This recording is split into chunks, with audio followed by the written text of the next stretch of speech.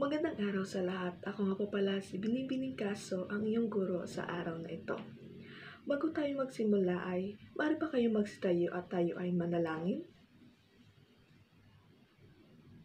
Sa ngalan ni Jesus Christ, Amen.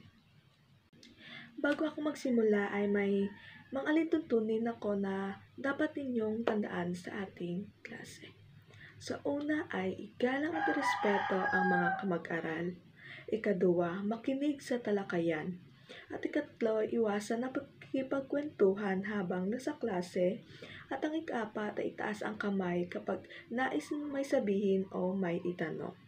May alam ba kayo kung ano ang ating tatalakayin sa araw na ito? Nicole? Tama! Dahil ang ating tatalakayin ngayon ay ang mga paksang, pangalan at ang mga uri nito. Ano nga ba ang pangalan? Tama, dahil ang pangalan ay ito ay ang bahagi ng pananalita na tumutukoy sa ngalan ng tao, hayop, bagay, pook o pangyayari. Ito ang ginagamit para pangalanan ng anumang nabanggit. Alam niyo ba na ang pangalan ay may dalawang uri? Ano nga ba ito? Tama, dahil ang uri ng pangalan ito ay pangalang pambalana at pangalang pantangi. Ano nga ba ang pangalang pantangi? Ana? Tama, magaling. Dahil ang pangalang pantangi ito ay tumutukoy sa tiyak na ngalan ng tao, hayop, bagay, lugar o pangyayari. Ito ay palaging nagsisimula sa malaking titik. Magbigay ng halimbawa ng pangalang pantangi. Rose? Tama. Ang mga halimbawa ng pangalang pantangi ito ay si Andres Bonifacio, Capiz, Toyota at Pusa. Ngayon naman ay ating itong gamitin sa pangungusap. Una ay si Andres Bonifacio ay isang bayani. Si Andres Bonifacio ay isang halimbawa ng pangalang pantangi. Kalawa, sa Capiz matatagpuan ang lalawigan ng isla sa Panay. Ang Capiz ito ay isang halimbawa ng pangalang pantangi. Sunod naman ay ang pangalang pambalana. Ano nga ba ang pangalang pambalana? Tama, dahil ang pangalang pambalana ito ay tumutukoy sa karaniwang ngalan ng tao, hayop, bagay, lugar o pangyayari. At hindi ito nagsisimula sa malaking titik maliban na lamang kung ito ay nasa unahan o sa simula ng pangungusap. Ngayon naman ay magbigay ng halimbawa ng pangalang pambalana. Dayan? Tama, dahil ang halimbawa ng pangalang pambalana ay ito ay ang mga guro, lungsod, aso, libro at cellphone. Ngayon naman ay ito ay ating gamitin sa pangungusap. Una, ang guro ay nagbigay ng masayahing aralin kanina sa klase. Ang guro ay isang halimbawa ng pangalang pambalana. Alam niyo ba na ang pangalang pambalana ay may tatlong uri din ito? Kung hindi pa, ito ay ating talakayin sa araw na ito. Ang unang uri ng pangalang pambalana ito ay ang pangalang tahas. Ano nga ba ang pangalang tahas? Yes, Nicole? Tama, dahil ang pangalang tahas ito ay tumutukoy sa mga bagay na nahahawakan o nakikita natin. Ito ay isang uri ng pangalang konkreto na tumutukoy sa mga bagay na nararanasan ng isa o higit sa 5 pandama. Magbigay ng halimbawa ng pangalang tahas. Tama, dahil ang halimbawa ng pangalang tahas, ito ay ang mesa, bag, basket, kumot, dahil ito ay ating nakikita at nahahawakan. Ngayon naman ay ating gamitin sa pangungusap ang mga halimbawa ng pangalang tahas. Una ay ang nilagay niya ang notebook at lapis sa bag bago siya umalis ng bahay. Alin dyan ang pangalang tahas na ating ginamit? Tama, ang bag. Sunod ay ang pangalang basal. Ano nga ba ang pangalang basal? Yes, Ana? Tama, dahil ang pangalang basal ito ay tumutukoy sa mga di nahahawakang ideya, damdamin o katangian.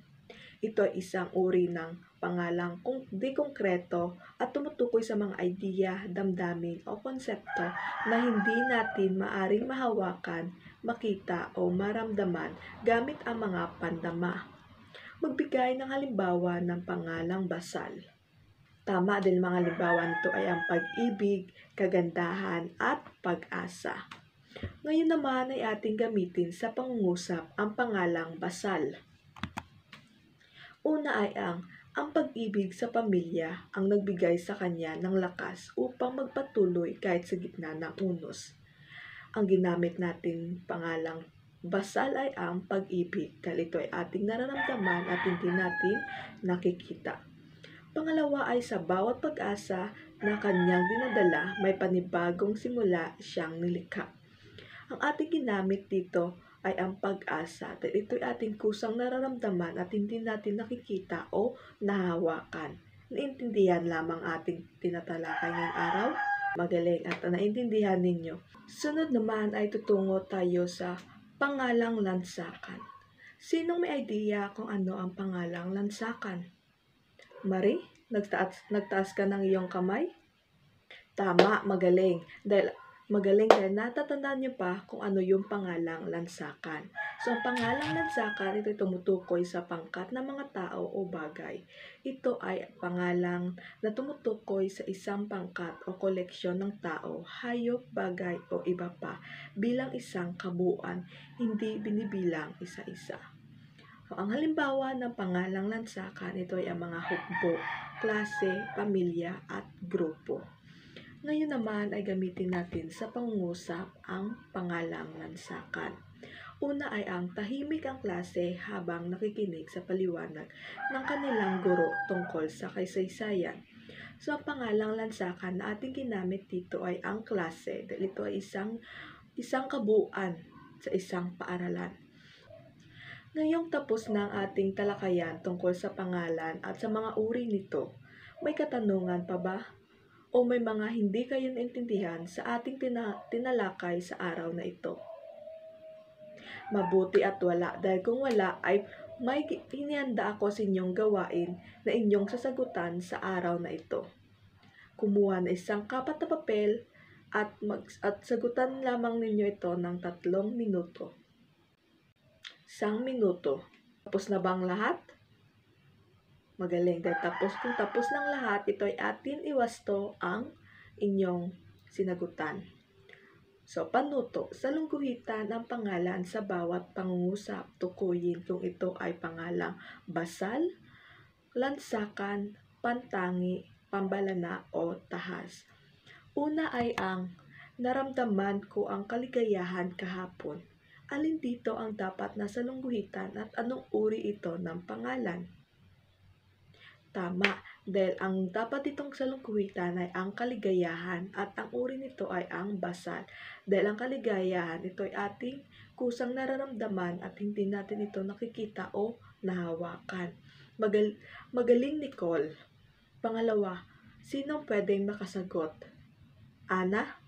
Tama, dahil ang dapat natin itong salungkuhitan ay ang kawan. At ang uri nito ay ang lansakan dahil ang kawan ito ay isang grupo ng mga tupa na nagdampian sa bukid. Pangatlo, ang Pilipinas ay matatagpuan sa Timog Silangang Asia. Marie? Tama, ang dapat na salungguhitan dito ay ang Pilipinas at ang uri nito ay ang pantangi. Magaling at naintindihan ninyo ang ating tinalakay sa araw na ito. Pang-apat, ang aso ay tumakbo sa damuhan. Alin dito ang dapat nasa lungguhitan at anong uri ito? Tama, dahil ang aso dapat nasa lungguhitan at ang uri nito ay pambalana. Dahil ang aso ito ay karaniwang ngalan ng hayop. At class, may nais akong ipaalam sa inyo yung mga paglalahat na aralin na dapat ninyong tandaan.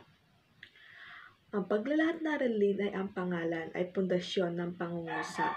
Ginagamit bilang simuno, layon at pantukoy sa kilos o tagatanggap. Mayroong pambalana na tinatawag nating karaniwan at pantangi na ito ay tinatawag din nating tiyak. Sa maramihan, ginagamit ang mga walang kasarian at kadalasan ay nahihiram sa ibang wika. Mahalaga rin ang pangalan dahil ito ang nagbibigay konkreto sa idea ng pahayag sino, ano, saan at kailan. Yun lamang po at dito nagtapos ang ating talakayan sa araw na ito.